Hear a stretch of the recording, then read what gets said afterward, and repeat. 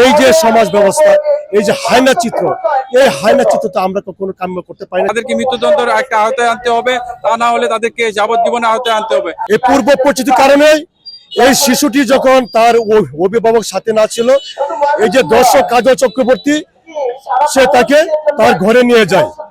নিয়ে যাওয়ার পরে ওই মেয়েটিকে ধর্ষণ করে পরিচিত মানুষের কাছে ডাকলে যাবে, কিন্তু তাকে যে ধর্ষণের শিকার হতে হবে, যে এখনো পৃথিবী চিনে না, তাকে যদি ধর্ষণের শিকার হয় তাহলে এই যে সমাজ ব্যবস্থা, এই যে হায়না চিত্র, এই হায়না চিত্রটা আমরা কখনো কাম্য করতে পারি না, যেখানে একটি কন্যা শিশু নিরাপদ নয়।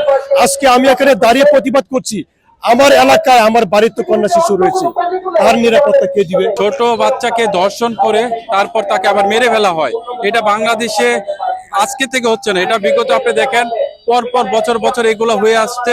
আমরা দেখি কিছুদিন হয় আমরা মানববন্ধন করি, পুলিশ ধরার পর আবার কিছুদিন পরে যারা জামিনে চলে আসে তারা এসে আবার সেই সেম কাজটাই করতেছে। তো এইখানে আমি যেটা মনে করি যে প্রশাসনের পাশাপাশি সরকারের সাথে এখানে আইনটাকে পরিবর্তন করতে হবে।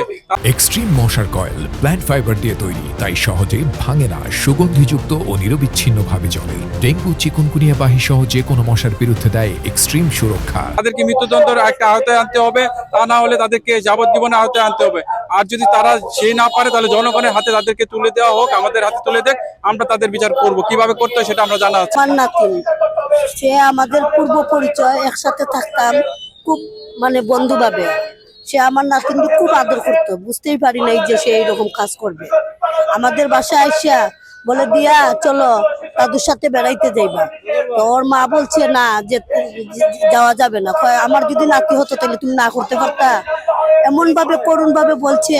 তারপর আমার বউ সাথে কথা বইলা লইয়া গেছে, গিয়ে ওইভাবে দর্শন করছে। আসলে বাংলাদেশে যে ধর্ষণ এবং বলাৎকারের সংখ্যা বেড়েছে, খুব বেশি বেড়েছে, এটাকে নির্দিষ্ট একটি বলয়ের মধ্যে নিয়ে এসে সরকারের যে আইন মন্ত্রণালয় আছে, নতুন যদি আইন প্রণয়ন করতে হয়, আইন প্রণয়ন করে হলেও ধর্ষকের শাস্তি খুব দ্রুত করতে হবে এবং দৃষ্টান্তমূলক শাস্তি দিতে হবে, যেন সাধারণ জনগণ দেখে ভয় পায় এবং চিন্তা করে, তাদের মাথায় যেন আসে ধর্ষণ এবং বলাৎকার করার আগে অন্তত একবার যেন তারা চিন্তা করতে পারে যে এইটা করলে এই অপরাধটা হবে।